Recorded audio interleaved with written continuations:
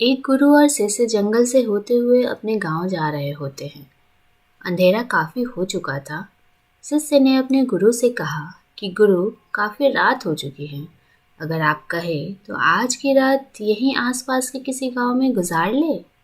गुरु जी ने अपना सिर हिलाया और वो आसपास के गांव में एक छोटे से घर में जाकर रुके। अब जैसे ही वहां गए तो गुरु जी ने शिष्य से दरवाजा ठकठकाने को कहा। शिष्य ने दरवाजा ठकठकाया। उस घर से एक गरीब आदमी बाहर आया। तो गुरुजी ने बोला, हम अपने गांव जा रहे थे, लेकिन काफ़ी रात हो चुकी थी, जिसकी वजह से हमें इतनी रात को इस गांव में रुकना पड़ा। क्या हम आज रात आपके यहाँ रुक सकते हैं? गरीब आदमी बोला, हाँ क्यों नहीं, आप दोनों अंदर आ जाइए। जब जैसे ही गुरु जी अंदर गए, उन्होंने देखा कि उस आदमी के घर में बहुत ज़्यादा गरीबी थी। गुरु जी ने उससे पूछा कि आप क्या काम करते हैं? वह आदमी बोला कि मेरे पास बहुत सारी ज़मीन है। तो गुरु जी ने बोला, अगर तुम्हारे पास बहुत सारी ज़मीन है तो तुम इस तरह क्यों रह रहे हो? वह आदमी बोला, वह ज़मीन किसी काम की नहीं है। गांव वाले बोलते हैं कि ये बंजर ज़मीन है, यहाँ पर कुछ भी नहीं उगाया जा सकता और वहाँ फसल उगाना बहुत ही बड़ी बेवकूफ़ी है। गुरुजी ने बोला कि तुम्हारा गुजारा कैसे होता है? उसने बोला कि मेरे पास एक भैंस है जिससे मेरा पूरा घर चलता है। यह सुनने के बाद गुरुजी सो जाते हैं और रात में जब सब लोग सो जाते हैं तब गुरुजी अपने शिष्य को उठाते हैं और उस गरीब आदमी की भैंस लेकर अपने गांव चले जाते हैं। शिष्य अपने गुरु से पूछता है कि गुरुजी, कहीं आप ये गलत तो नहीं कर रहे हैं? उस गरीब आदमी की रोजी रोटी इसी भैंस की वजह से चलती है। तो गुरुजी अपने शिष्य की तरफ देखते हैं और मुस्कुराते हुए आगे बढ़ जाते हैं।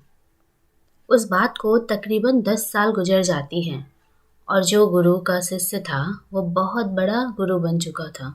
तो एक दिन उसे उस गरीब की याद आती है और वो सोचने लगता है कि मेरे गुरु ने उस आदमी के साथ अच्छा नहीं किया था।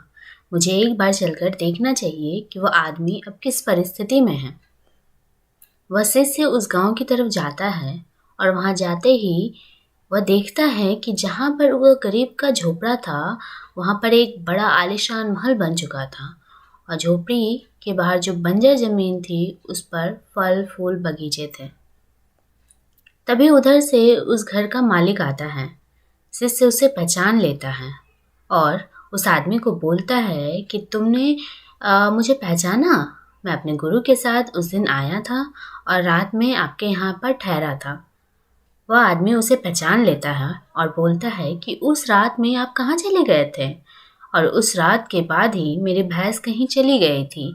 मेरे पास कोई रास्ता नहीं था, तो मैंने अपने ज़मीन पर मेहनत की और फसल निकाल आई और आज मैं इस गांव का सबसे बड़ा और सबसे अमीर आदमी बन चुका हूँ। ये सुनने के बाद शिष्य की आंखों में अपने गुरुजी के लिए आंसू आ गए और उसे ये बात अब समझ में आई और वो रोने लगा। इस कहानी से हमें यह शिक्षा मिलती है कि हमारे अंदर ऐसी बहुत सी टैलेंट छुपी हुई है, लेकिन हमें कोई ना कोई चीज़ रोक के रखती है। वह आपके फैमिली वाले हो सकते हैं, आपको जॉब भी हो सकती है या कुछ और भी हो सकता है।